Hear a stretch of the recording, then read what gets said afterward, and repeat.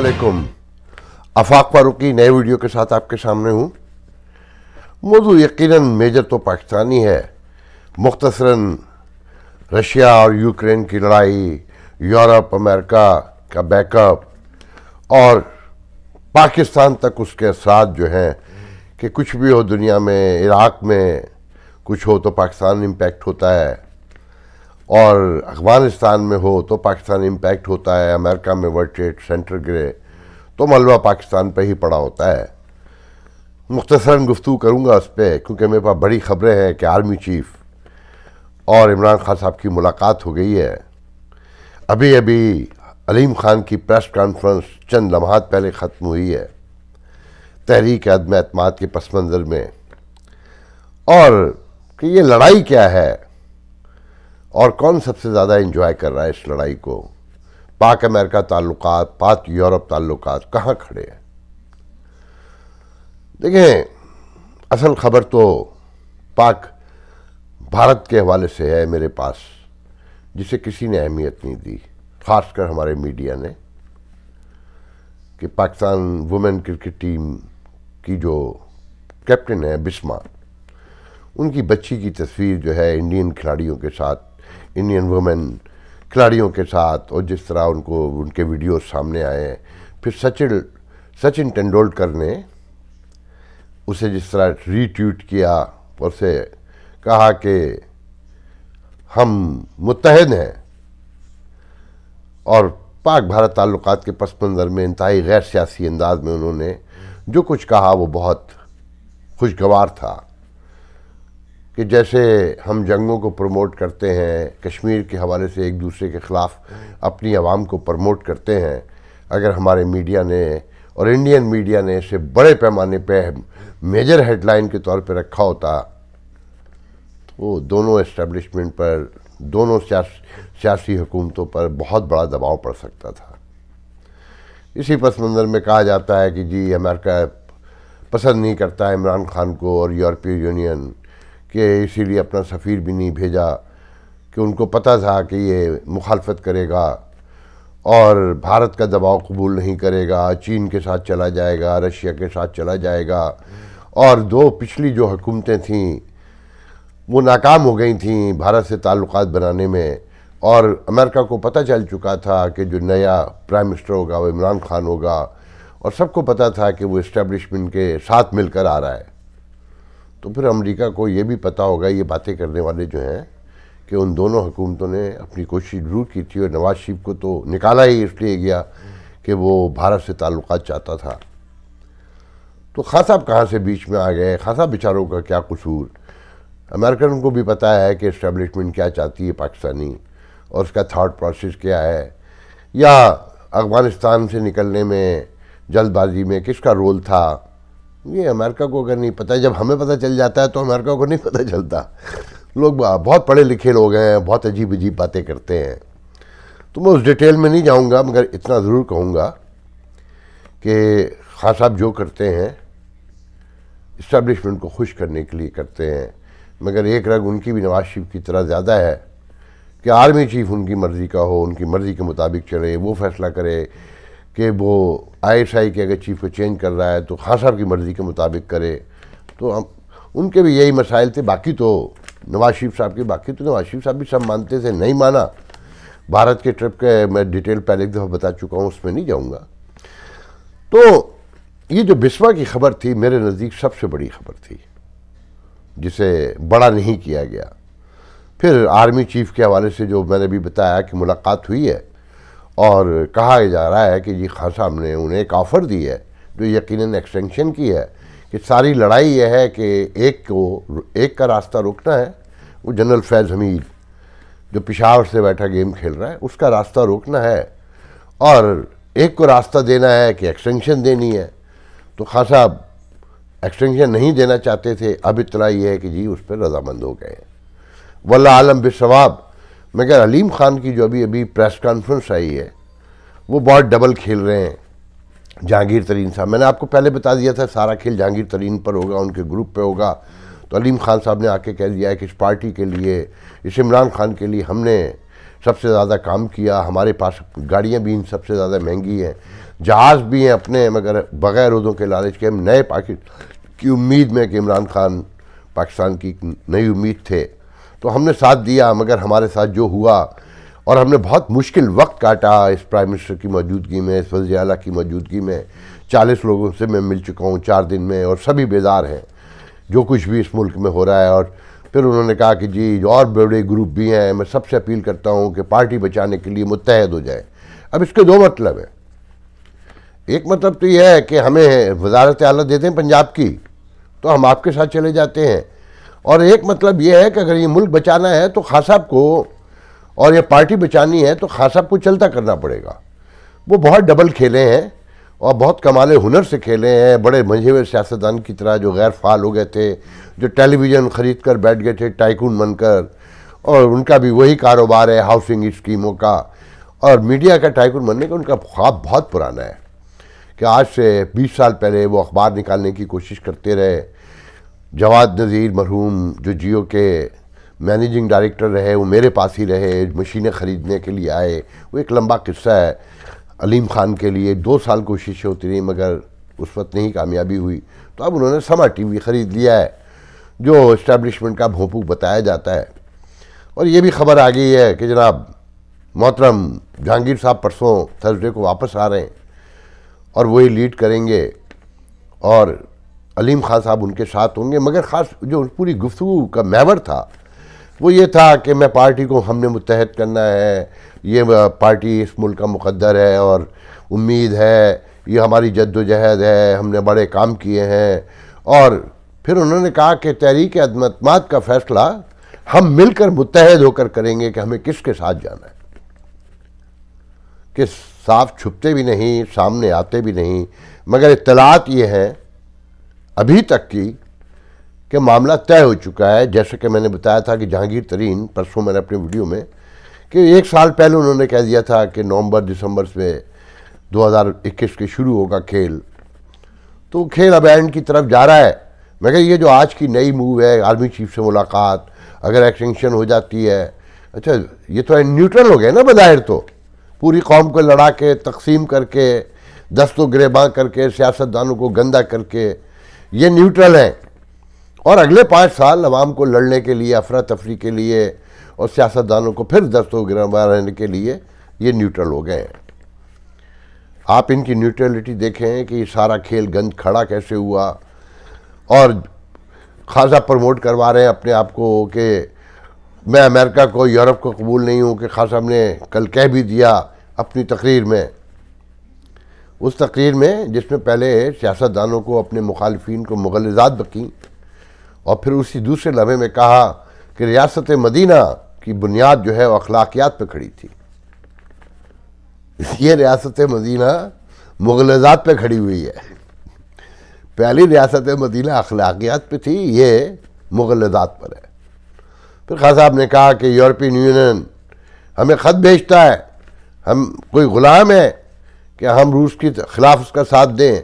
क्या भारत से भी कहा? अच्छा, ये बातें खान साहब की बिल्कुल जेन्युइन है कि भारत से को भी कोई ख़त भेजा यूरोपीय यूनियन ने, या कश्मीर में जब वो कब्ज़ा हुआ ना गैर कानूनी, तो क्या ताल्लुकात ख़त्म किए यूरोपीय यूनियन ने? सब जायज़ है, बिल्कुल दुरुस्त बातें हैं। मगर खान साहब ये भूल गए थे कि कौमों के, मैंने अभी परसों वीडियो में आपसे कहा था कि कौमों के जो कौमी मफादात होते हैं वो उसूलों पे नहीं, मफादात पर खड़े होते हैं। तो खान साहब ये सब बातें कहने से पहले ये देख लेते हैं कि हमारी इंपोर्ट कितनी है, हमारी एक्सपोर्ट कितनी है यूरोप से, अमेरिका से, IMF, वर्ल्ड बैंक, FATF, और जो आपके लोगों की, आपके अपने लोगों की, अपने दोस्तों की जो दौलत है। फिर आपके बच्चे खुद वहाँ रहते हैं। आप लाख कहते रहे कि सबके पैसे वहाँ हैं, उनके बच्चे वहाँ हैं, आपके बच्चे भी वहीं हैं। आपने भी आखिरी उम्र में वहीं जाके मरना है, आपकी खबर वहीं बनते देख रहा हूँ। आप माने आप ना माने कि जहाँ औलाद होती है वहीं जाते हैं माँ बाप। अभी तक तो चलन यही है।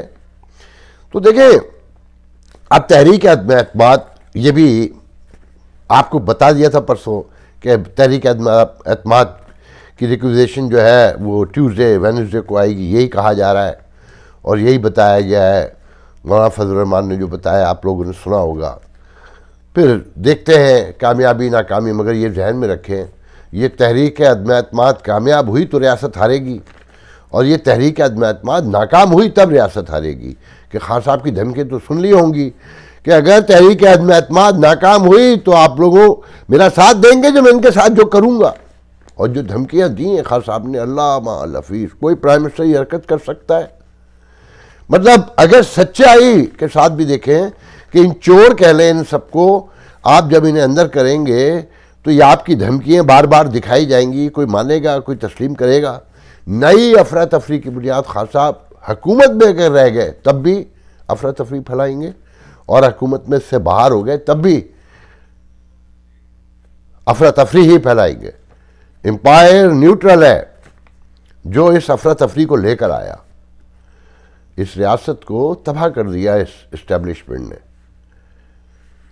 जो बोलेगा वहां वो तलाशी गुमशुदा हो जाएगा या उसकी लाश किसी खड्डे से मिल जाएगी। यह है हुब्बुल वतनी। गौर करें ज़रा, अगला मंजर सोचिए, $130 का बैरल हो गया, एक दिन में $30 बढ़े हैं। कि परसों रात गैस थी यहाँ $3.09 की गैलन, कल जब बाहर निकले डलवाई तो $3.70 से $3.90 में डल रही थी। कभी मैंने ज़िंदगी में एक साथ 60 सेंट बढ़ते नहीं देखे। 60 सेंट का मतलब समझते हैं आपके मुल्क में? ज़रा लगा के देखें, तकरीबन $100 गैलन के ऊपर। आपके यहाँ $20 बढ़ाने पड़ेंगे, मिनिमम $20 पर लीटर। ये जो $10 भी बढ़ाए थे ना, इसके लिए कहानी आ गई है कि अगर ये इसी पे कायम रहे तो 400 अरब रुपए देना पड़ जाएंगे जून तक। हैं पैसे आपके पास? ये सियासी मफादात अपने इक़्तिदार बचाने के लिए पूरी कौम को दाव पे लगाया हुआ है, और ये जो इफ़रा तफरी है जितनी बढ़ती जाएगी आपकी इकॉनमी नीचे जाती जाएगी। 86% पाकिस्तानियों ने सर्वे में बताया है कि उन्हें इस साल अपने जॉब के चले जाने का ख़तरा है, अपने कारोबार बंद हो जाने का ख़तरा है। मगर खान साहब की पॉपुलरिटी है। एक अजीब मंजर है। जो एक बात ध्यान में रखिएगा, अगर 2 पार्टी सिस्टम नहीं आया तो ये अव्वल तो ये जमहूरियत ही नहीं है, ना ये अपोजिशन डेमोक्रेटिक है, ना ये मौजूद हुकूमत डेमोक्रेटिक है। कि नॉमिनेशन है ना, औलाद दर औलाद सब एक जैसे हैं। बलदियाती निज़ाम तो ये निचले तबके को देंगे ही नहीं। गली मोहल्ले की सियासत, उनके मसाइल तो कभी हल होने ही नहीं देंगे, क्योंकि इख्तियारात तो गली और थाने और कचहरी के ही हैं ना। तो ये कैसे मुमकिन है कि दे दें? तो अव्वल तो देखें जमहूरियत ही नहीं है। अगर जो एक टूटी फूटी थी तो उसे तमाशा बना के रख दिया है, लोग घिन खाने लगे हैं। और कुछ लोगों ने तब कहना शुरू कर दिया है कि अच्छा ये बात आप लोग गवाह हैं, मैं बार बार कह चुका हूँ कि वो माहौल बनाते हैं किसी बड़ी तब्दीली के लिए। मेरी नज़र में तो फिर कौमी हुकूमत को मैं देख रहा हूँ, मुकम्मल तौर पर देख रहा हूँ।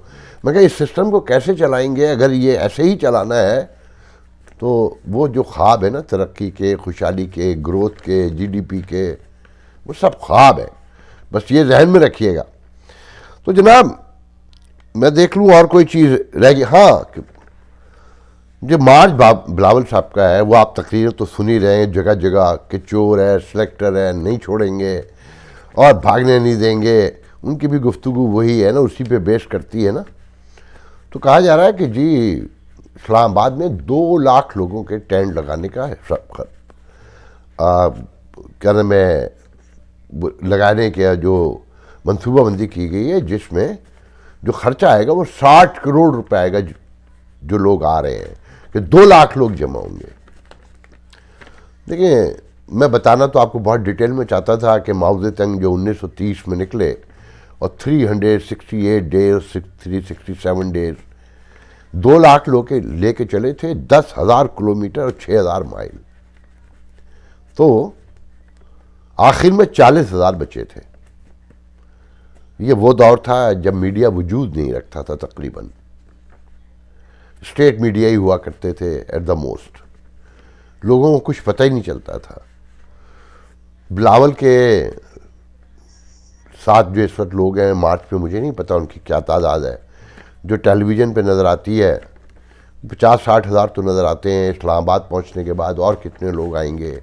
2 लाख। अगर 2 लाख लोग जमा हो गए तो अगर तहरीक एतमाद नाकाम भी अगर हो जाती है और फिर आगे दिन 27 मार्च से PDM भी मार्च करेगी, तो ये हुकूमत तो वैसे ही नहीं बचती हुई नज़र आती। तहरीक एतमाद कामयाब हो ना हो, इसे ख़त्म ही होना है, क्योंकि ये इंतशार। और फिर बाजवा साहब एक्सटेंशन की खबर अगर गलत है या रिफ्यूज़ कर दी गई है, तब भी अब ये देखना है कि एम्पायर न्यूट्रल होने के बाद क्या दोबारा अगर राज़ी भी हो जाता है तो क्या फिर कालें करेगा। और फिर देखना यह है, बाजवा साहब को ये बात भी पता है कि वो जो बैठा है पेशावर में, वो अपना काम दिखा रहा है, कहीं से भी दिखा रहा हो। एक स्पाई एजेंसी उसने चलाई है इतने अरसे, तो उसे अल्टरनेट राउट भी तो आते ही होंगे ना, कि कैसे लोगों को दबाना है, कैसे भगाना है, कैसे खड़ा रखना है, कैसे बिठा देना है। तो अंदर जो रिफ्ट है उसके बारे में भी गौर करें। और फिर क्या ये सारी जो तकसीम है, इंतशार है, अफरा तफरी है, ये एक मुत्तहद रियासत के तौर पे कहीं आपको आगे बढ़ती हुई नज़र आती है? लोगों के मसाइल होते हुए नज़र आते हैं? इनमें से कोई चला जाए दूसरी, अलीम खान, ये जहांगीर तरीन, कौन लोग हैं? ये अरबों खरबों पति लोग, इन्होंने रियासत को लूट के पैसे बनाए हैं और रियासत की मर्ज़ी के बगैर हिल सकते हैं, ना चल सकते हैं। अगर ये वोट ना दें अपोजिशन को तो यकीन रख लीजिएगा कि रियासत ने कह दिया कि नहीं, वोट नहीं देना है, मामला ऊपर तय हो गए हैं। और अगर ये वोट दें तो समझने के खान साहब तो रियासत जो चलाने वाले हैं वो नाराज़ थे। और फिर जो खान साहब ने यूरोपीय यूनियन के ख़िलाफ़ बयान दिया है, जो अमेरिका से ताल्लुक़ात हैं, इस पर मैं बहुत डिटेल में नहीं जाना चाहता। खान साहब को रुकना भी नहीं चाहिए, क्योंकि यूरोपीय यूनियन, अमेरिका, देखें आप कैसे उनके बगैर रह सकते हैं? आपका पाई पाई, बाल बाल कहते हैं ना, कर्ज से जकड़ा हुआ है, नए कर्ज की उम्मीदें आप लिए बैठे हुए हैं। आप जो सामान थोड़ा सा भी बेचते हैं वो भी वही ख़रीदार हैं, और जो आपकी बुनियादी ज़रूरत की चीज़ें, बुनियादी तो मैं नहीं कहूँगा, जो अय्याशी की चीज़ें जो आपको खान साहब जैसे लोगों को चाहिए, वो भी इन्हीं खित्तों से आती है। चाइना का तो माल भी 2 नंबर है कि सुबह लिया और शाम को नहीं चलेगा। तो इस सारे मामले को इसके पूरे बैकग्राउंड में देखना पड़ेगा।